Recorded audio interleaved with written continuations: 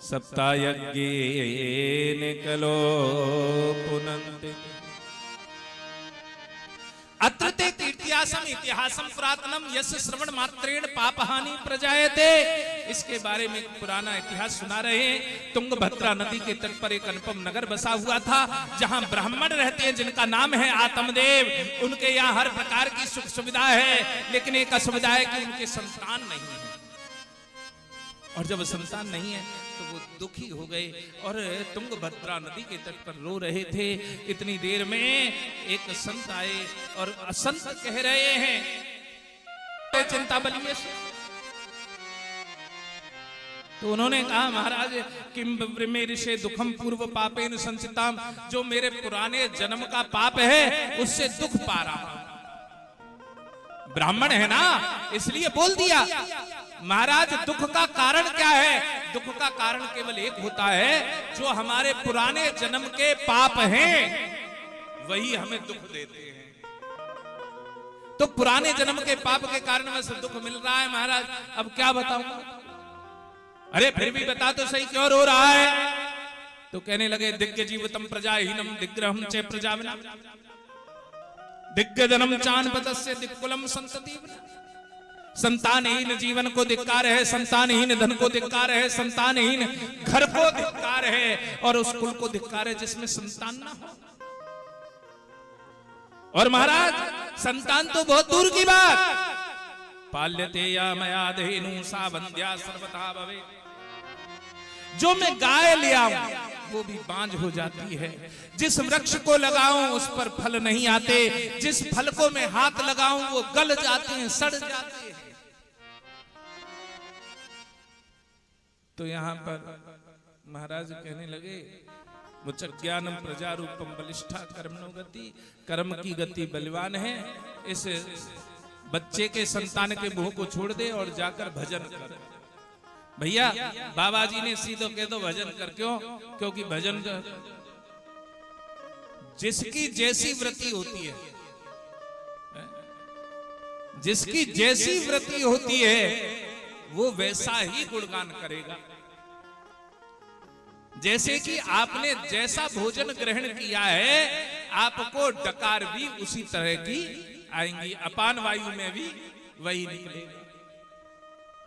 उसी प्रकार से यहां पर संत से जब आप ऐसी चीजें मांगोगे तो संत अपनी भाषा में बोलेंगे। क्यों? वो कह रहे हैं तुझे पता नहीं पुत्र के चक्कर में हिरण्याकश्यप को क्या मिला? इस संसार को छोड़ दे, वासना को छोड़ दे, भगवान का भजन कर।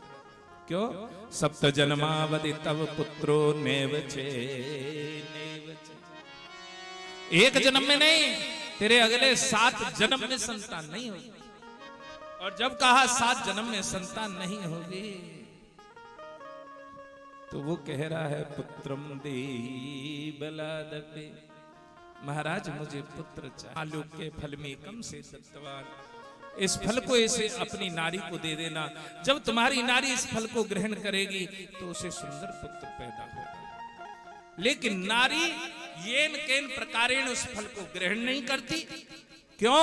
क्योंकि उसे डर लग रहा है कहीं मेरे पतिदेव कोई जादू टोना न करा लाए।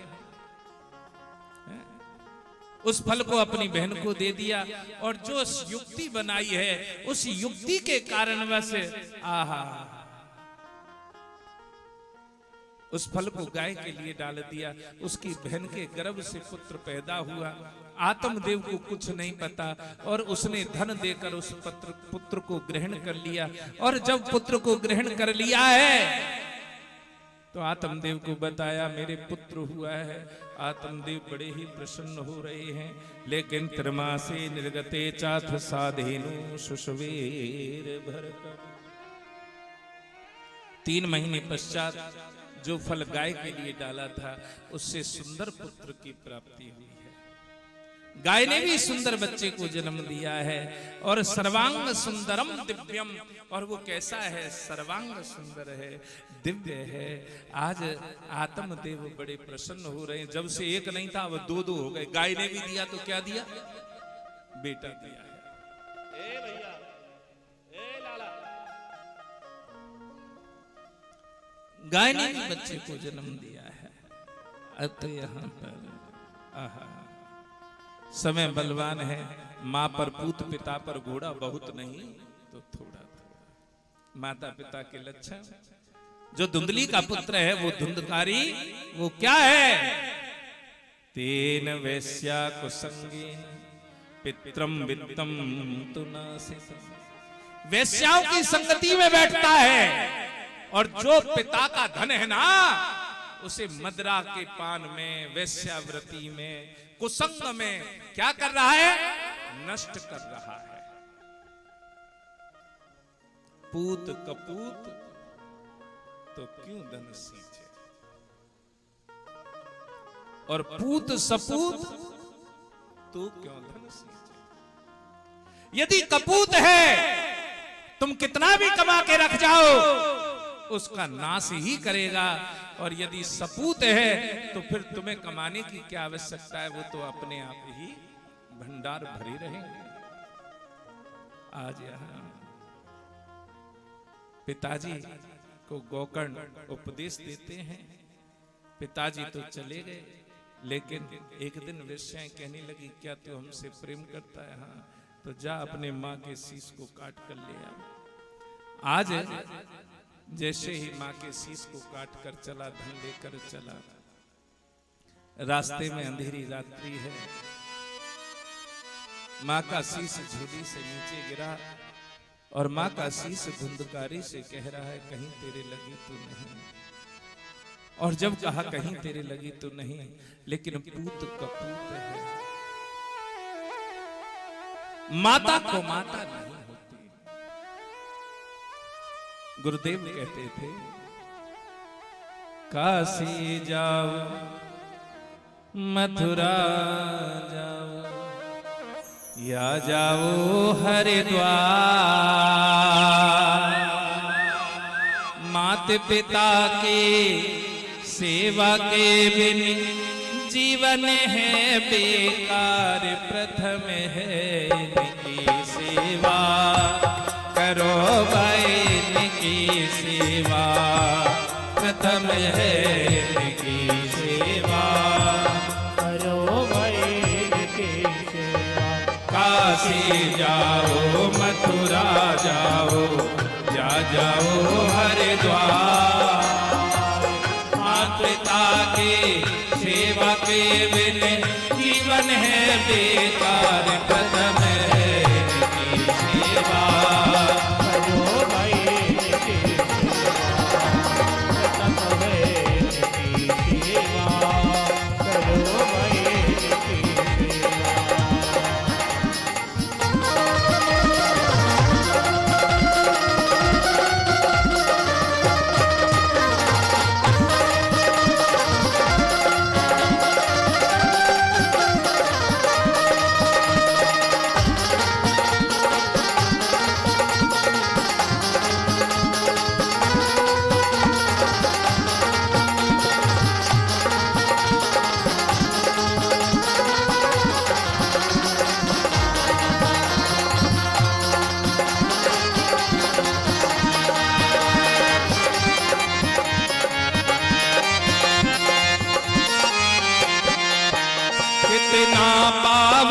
और निर्मल है माँ बेटी का नाता, कितना पावन और निर्मल है माँ बेटी का नाता। 9 मास गर्भ में रख दी उस माँ को शीश नवाता। 9 मास गर्भ में रख दी उस माँ को शीश नवाता। अरे कलयुग में और हर युग में, कलयुग में और हर युग में माँ की सेवा महान। अरे हाँ, माँ की सेवा महान करो भाई, इनकी सेवा प्रथम है इनकी सेवा। काशी जाओ मथुरा जाओ या जाओ हरिद्वार, पिता की सेवा के बिन जीवन है बेकार। प्रथम है इनकी सेवा करो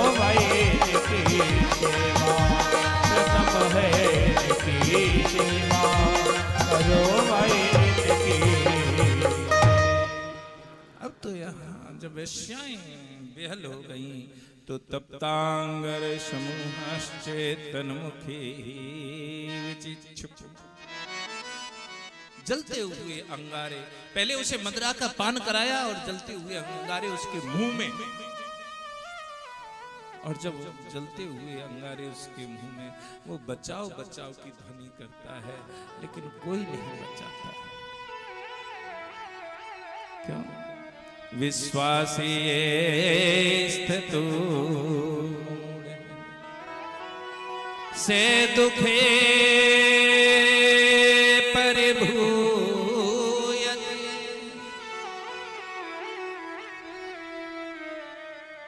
विद्यमान पुरुष को दुष्टा स्त्रियों पर कदापि विश्वास नहीं करना चाहिए।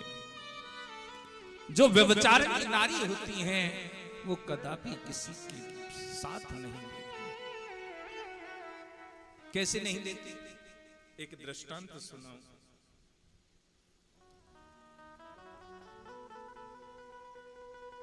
भरतहरि राज दरबार में बैठे थे, अपनी रानी से बड़ा स्नेह करते थे, बड़ा प्रेम करते थे, लेकिन उनकी माता चाहती थी कि मेरा पुत्र भगवान का भक्त बने, इस मोह माया को छोड़े, राजपाट तो स्वीकार करे, लेकिन उसके साथ भगवान का भजन भी करे। लेकिन राजा का मोह नहीं छूटता। गुरुदेव गोपी चंद आए और उन्होंने अपनी झोली से एक फल दिया और कहने लगे, लो ये अमर फल है। राजा, तुम अपने राज को बड़े अच्छी तरीके से भली प्रकार से संभाल रहे हो, इसलिए लो ये अमर फल है, इसे ग्रहण करो। जब तुम इस अमर फल को खाओगे तो अमर हो जाओगे। राजा अपने से ज्यादा प्रेम रानी से करता था। सोचने लगा, मैं इस अमर फल को क्यों खाऊं, क्यों ना मैं अपनी रानी को दे दूं। उसने उसे फल को, उस अमर फल को रानी को दे दिया। यहां तक तो ठीक था, लेकिन रानी राजा से ज्यादा प्रेम अपने मंत्री से करती थी। वो उस फल को ग्रहण नहीं करती, और जब अंधेरे में मंत्री रानी से मिलने के लिए आया, तो रानी ने उस फल को मंत्री को दे दिया। मंत्री पूछने लगा, ये क्या है रानी साहिबा? ये अमर फल है, जो इसे खाएगा वो अमर हो जाएगा।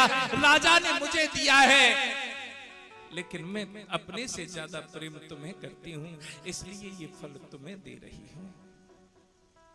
ऐसे करता है, वो भी उस फल को ग्रहण नहीं करता, और वो उस फल को कहां ले गया? उस वेश्या को दे दिया। वेश्या मंत्री से ज्यादा प्रेम राजा को करती है।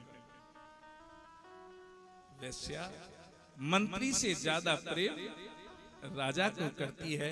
वेश्या सोचने लगी, मैं इस अमर फल को ग्रहण करके क्या करूंगी, पाके क्या करूंगी, खाकर क्या करूंगी, क्यों ना राजा को दे दूं। अब वो भरी सभा के मध्य में जब उस अमर फल को लेकर गई, राजा से कह रही है, सरकार मैं आपको कुछ भेंट करना चाहती हूँ, मुझे ये तो नहीं पता ये सच्चा है या झूठा है, लेकिन मेरे पास ये अमर फल है। राजा ने उस फल को देखा तो बैठे के बैठे रह गए। पूछने लगे, हे दासी, सच सच मुझे एक बार ज्ञात करा दे। वैसे कहने लगी, महाराज आपका जो मंत्री है नित्य प्रति मेरे स्नेह में फंसा रहता है, मेरे पास आता है और वही लेकर आया था।